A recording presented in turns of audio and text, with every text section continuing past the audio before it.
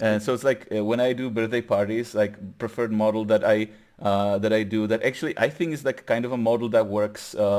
It's actually very ancient model that really works to get people together in terms of like critical thinking and conversation. Because I don't do like house parties or something which is just like too loud and you can't talk type stuff. So it's Right. Yeah. essentially like the classical symposium, which essentially was like the book that Plato, I think, wrote it down, the dialogues with Socrates and, the whole crew back then. And what they were doing is just like hanging out, drinking alcohol and just talking about stuff. And those are the greatest philosophers of like ever.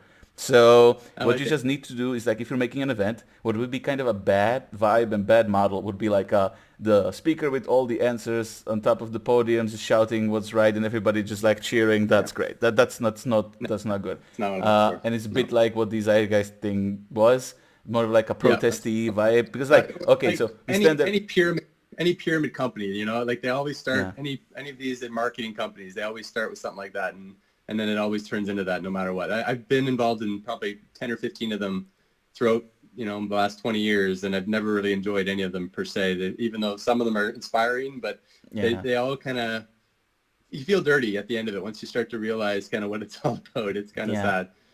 So because that's the I thing. hear you You there. you're that's the again the culty bad thing. What Yes. you need is to set up a venue or space where people would talk, and debating Okay. tournaments are one of the models how to do that. Though the problem is usually for students, so like no alcohol and just be sure to not have fun. Yeah. While you're doing this stuff, if it's like it's just silly because Yeah. that devalues the effect of the constructive effect of the event. The Exactly. the Yeah. philosophers were drinking, and they were also like 17 or something, and they were just like drinking and talking, and that really worked.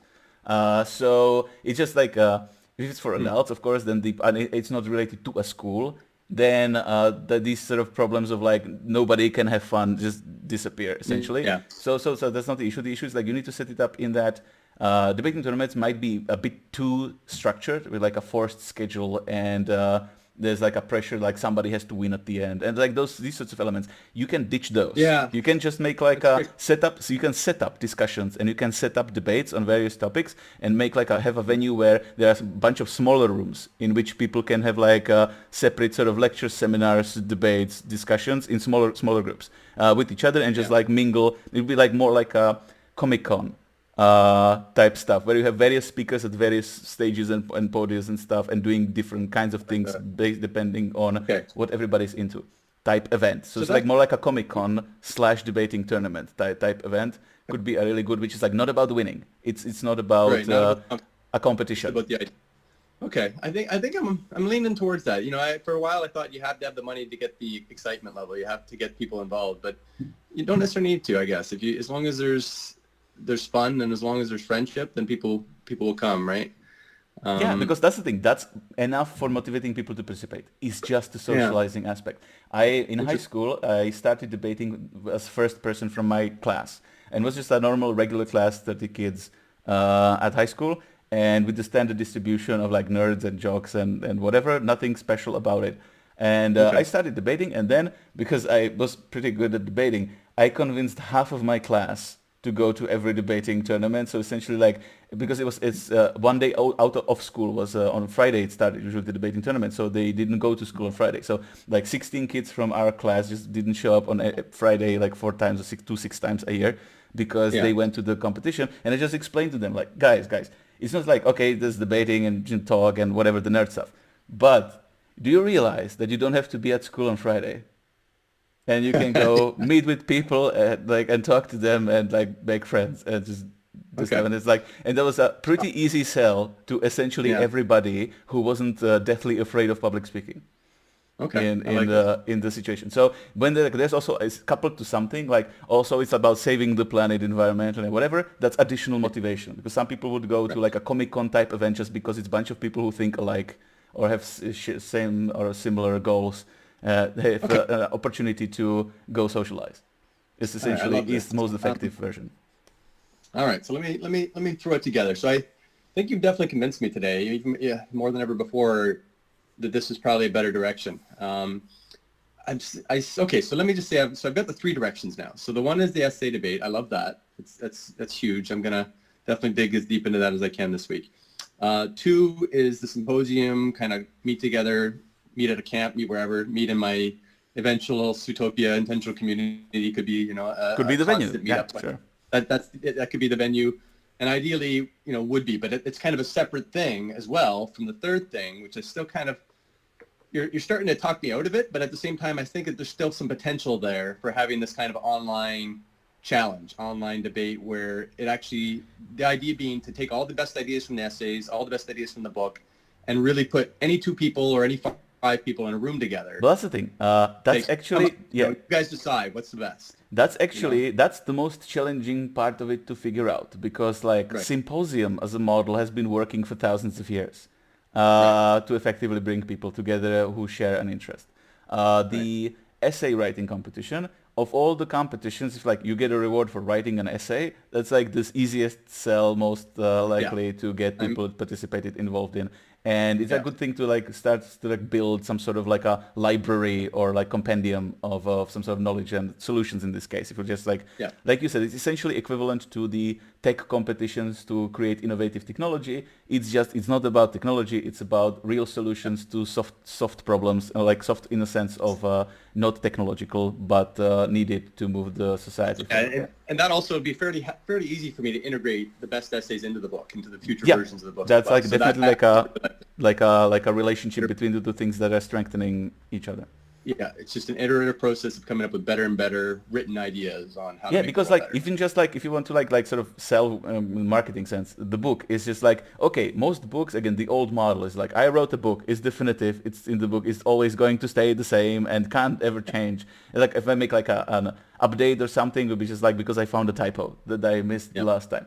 This is like also like, this is a publication, but it's a living publication.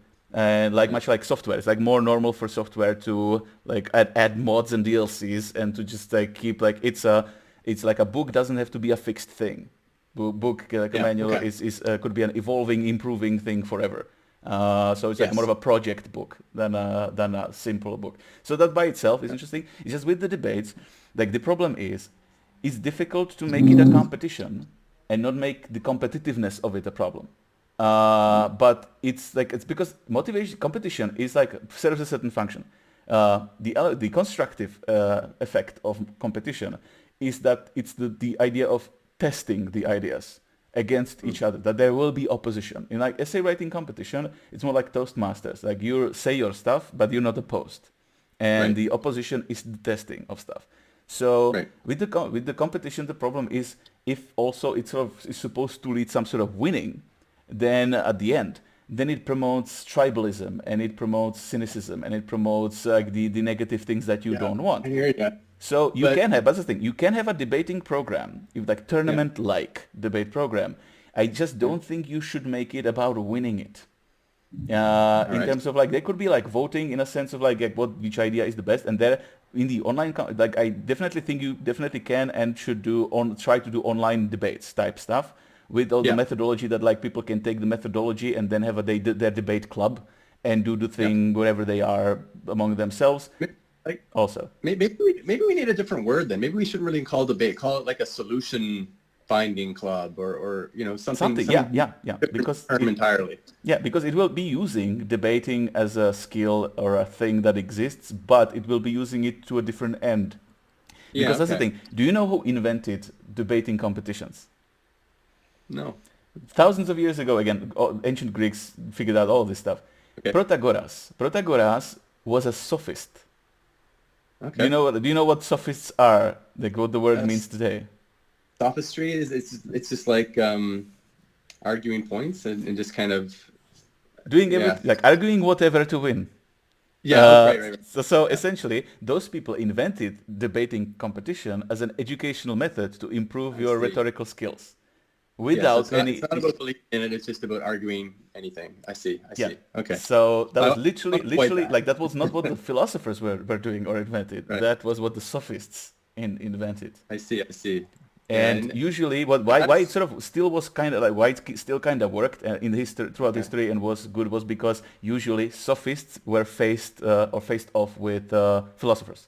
So the debates, like debates between sophists and philosophers in a debate competition type setup, are really good. Because then you have like these sort of opposing ideologies duking it out and really strengthening each other's like the strengthening the arguments of sophists, their skill, and but also strengthening the ideas of philosophers because they're faced with essentially the ultimate enemy, like somebody who would try to come up with whatever to destroy the idea. Like it's all about playing devil's advocate. I like the concept of devil's advocate, as long as at the end of it you're both learning something. If you're not just closed-minded to the point where if somebody comes up with a better argument or a better idea and you're like, holy cow, that's a better idea, I'm going to adopt it. And it's kind of like how we're talking here is you're saying things that are, in some cases diametrically opposed ideas I've had in the past, but I'm able to kind of say, yeah, you're probably right. That's a really good idea. Let me change my mind. And I think as long as any debater out there has the ability to keep an open mind and change their mind, somewhere in the middle or at the end of the debate, then I think it's good. But if you don't have that, I think that's the opposite of what I'm trying to do. Yeah, this is because actually I think the problem with the debating competitions is that they're letting the devil's advocate win.